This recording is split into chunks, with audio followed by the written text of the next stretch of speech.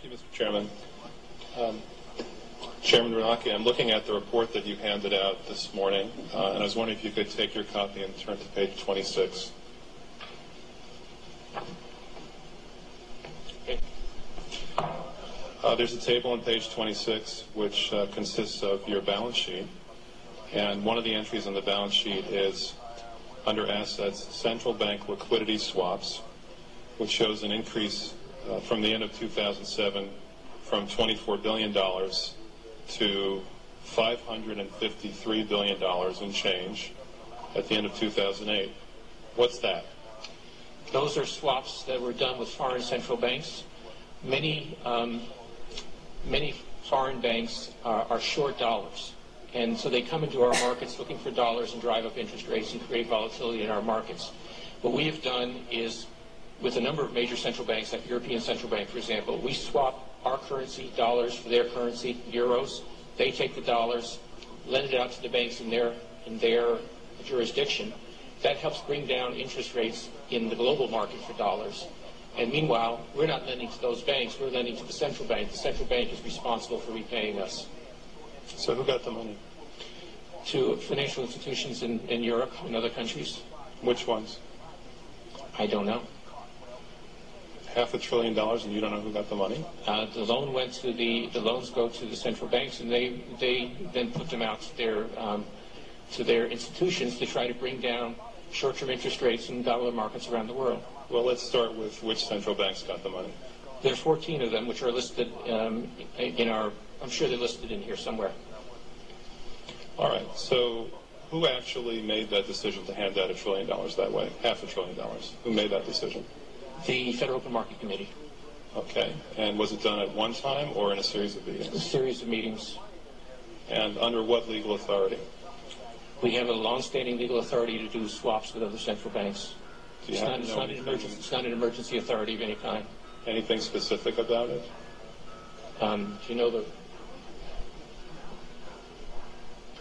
my counsel says Section 14 of the Federal Reserve Act. All right, we actually looked at one of the arrangements, and one of the arrangements is $9 billion for New Zealand. That works out to $3,000 for every single person who lives in New Zealand. Seriously, wouldn't it have been better to extend that kind of credit to Americans rather than New Zealanders? It's not costing Americans anything. We're getting interest back, and it comes back. It's not at the cost of any American credit. We are extending credit to Americans. Well, wouldn't it necessarily affect the credit markets if you extend $500 billion in credit to anybody? We are lending to all U.S.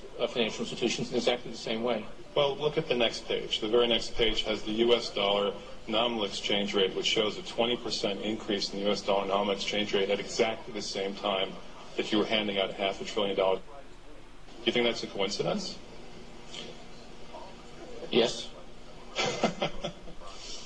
All right, well, the Constitution says no money shall be drawn from the Treasury but in consequence of appropriations made by law.